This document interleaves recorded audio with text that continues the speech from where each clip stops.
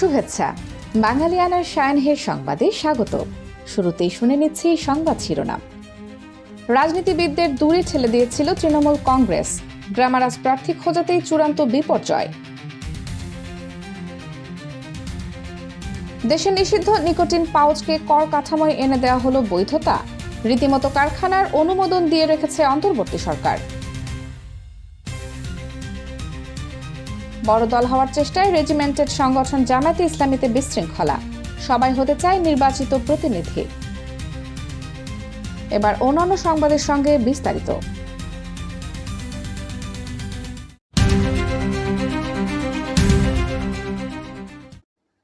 ভারতের রাজধানী দিল্লিতে কেন্দ্রীয় স্বরাষ্ট্রমন্ত্রী অমিত শাহের সঙ্গে বৈঠক করেছেন তৃণমূল কংগ্রেসের জ্যেষ্ঠ সাংসদ সুদীপ বন্দ্যোপাধ্যায়।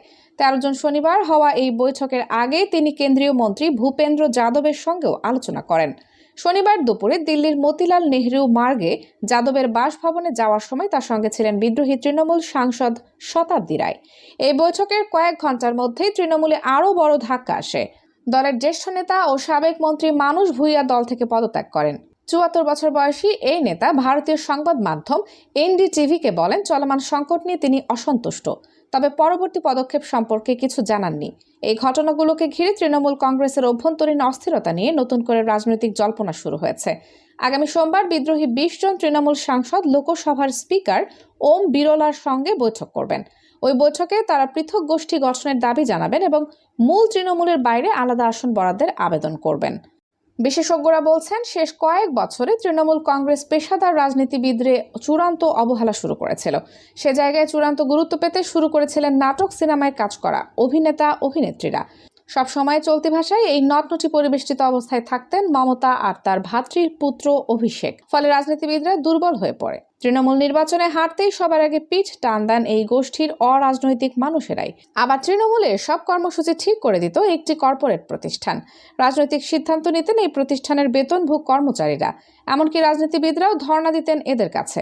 তাই বলাই যায়, রাজনীতিবিদদের কাছ থেকে কেড়ে নিয়েই ধ্বংসের মুখে তৃণমূল।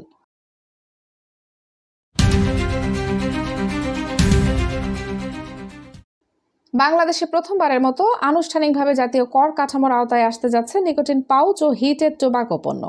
যদিও জনস্বাস্থ্য বিশেষজ্ঞরা সতর্ক করেছেন, বিশ্বজুড়ে এসব পণ্যের স্বাস্থ্য ঝুঁকি নিয়ে যেখানে উদ্বেগ বাড়ছে, সেখানে বাংলাদেশে এই ধরনের পণ্যগুলো করের আওতায় আনার অর্থ হলো বৈধতা দেওয়া এবং এর প্রভাব পড়তে পারে নতুন প্রজন্মের ওপর। 2026-27 অর্থ বছরের প্রস্তাবিত বাজেটে অর্থমন্ত্রী আমির খসরু মাহমুদ চৌধুরী নিকোটিন গ্র্যানুলস ও নিকোটিন পাউচের জন্য নতুন শুল্ক শ্রেণীবিন্যাস করে এর উপর 350% সম্পূরক শুল্ক আরোপের প্রস্তাব দিয়েছেন।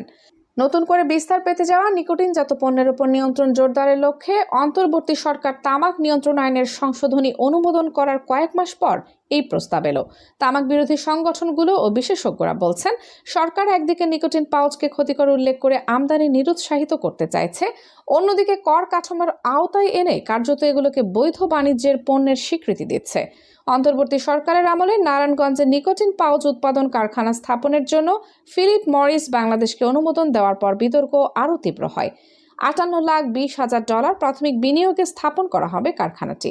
এখান থেকে বছরে 53,60,00,000-এর বেশি নিকোটিন পাউচ উৎপাদন করা হবে বলে প্রত্যাশা করছে প্রতিষ্ঠানটি।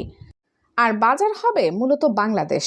নিকোটিন পাউচ ও নিকোটিন গ্র্যানুলস হলো মুখে ব্যবহারের জন্য তৈরি ছোট টি ব্যাগের মতো দেখতে এক ধরনের পণ্য, যার ভেতরে রাসায়নিক মিশ্রিত নিকোটিন, সুগন্ধি ও অন্যান্য উপকরণ থাকে। সাধারণত এগুলো মাড়ি ও ঠোঁটের মাঝখানে রাখা হয়। এগুলোকে নিকোটিনের ধোঁয়াবিহীন বিকল্প হিসেবে বাজারজাত করা হয়। কিন্তু গবেষকরা সতর্ক করেছেন যে ধোঁয়া না থাকলেও এগুলোর স্বাস্থ্য ঝুঁকি কম নয়। বিশেষ করে নিকোটিন আসক্তি ও কিশোর-কিশোরীদের মস্তিষ্কের বিকাশের ক্ষেত্রে এর গুরুতর খারাপ প্রভাব রয়েছে। অন্যদিকে হিটেড টোবাকো পণ্য হলো এমন ইলেকট্রনিক ডিভাইস যা প্রক্রিয়াজাত তামাক গরম করে নিকোটিনযুক্ত অ্যারোসল তৈরি করে।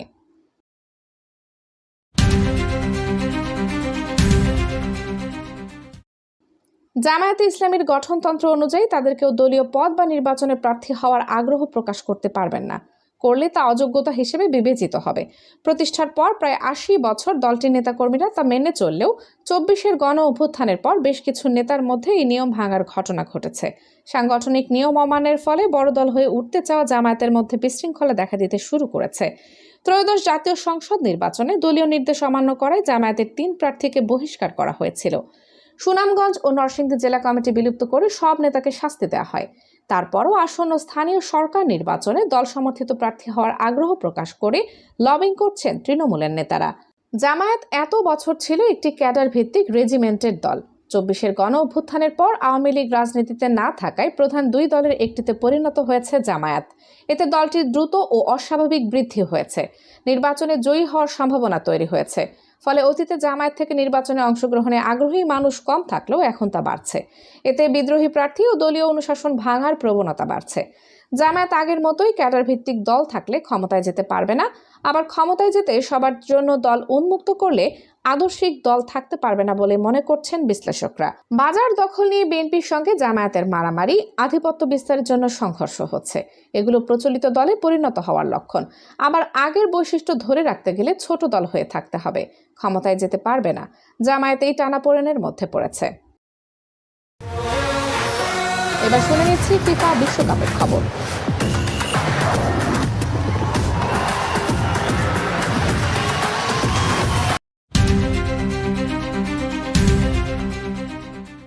বিশ্বকাপে নিজেদের প্রথম ম্যাচে হোঁচট খেয়েছে 5 বারের বিশ্ব চ্যাম্পিয়ন ব্রাজিল।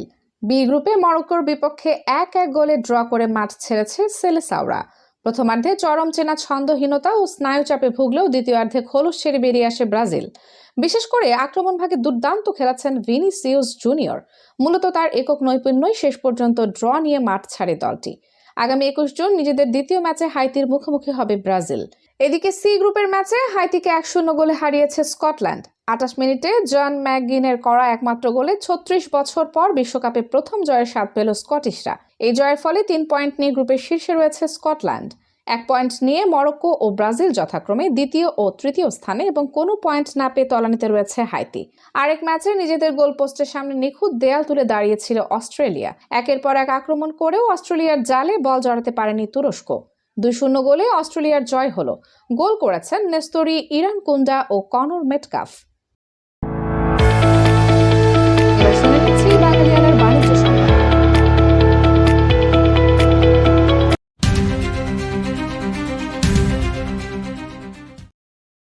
চলতি অর্থ বছরের 6.5% প্রবৃদ্ধি অর্জন এবং $1 ট্রিলিয়ন অর্থনীতির দীর্ঘমেয়াদী লক্ষ্য অর্জনের পথে প্রধান বাধা হয়ে দাঁড়িয়েছে দেশের চরম সংকট আক্রান্ত ব্যাংক খাত। জিডিপির 50% সম্পদ নিয়ন্ত্রণকারী এবং বাজেট ঘাটতির 46% অর্থ যোগানদাতা এই খাতের উপরে নির্ভর করছে সামগ্রিক অর্থনৈতিক পুনরুদ্ধার। বর্তমানে দেশের ব্যাংক খাতে খেলাপি ঋণ 35.73%, যা প্রায় 6.5 লাখ কোটি টাকা এবং বেসরকারি খাতে ঋণের প্রবৃদ্ধি সর্বনিম্ন 4.75% নেমে এসেছে। এছাড়া ইসলামী ব্যাংক সহ 5টি ব্যাংকের তারল্য সংকট ও মালিকানা সংক্রান্ত রাজনৈতিক টানাপোড়েন পরিস্থিতিকে আরও জটিল করেছে। ব্যাংক খাত স্থিতিশীল করতে সংস্কারের বিকল্প নেই।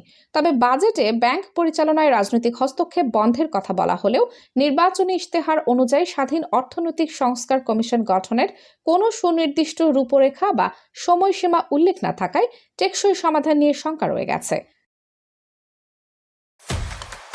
এবার শুনে নিচ্ছি বাঙালিয়ানার ক্রীড়া সংবাদ।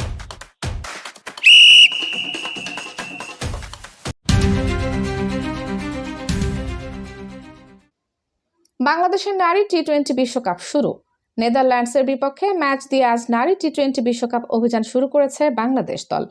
অতীতের ব্যর্থতা ভুলে টুর্নামেন্টে দারুণ শুরুর লক্ষ্য অধিনায়ক নিগার সুলতানা জ্যোতির।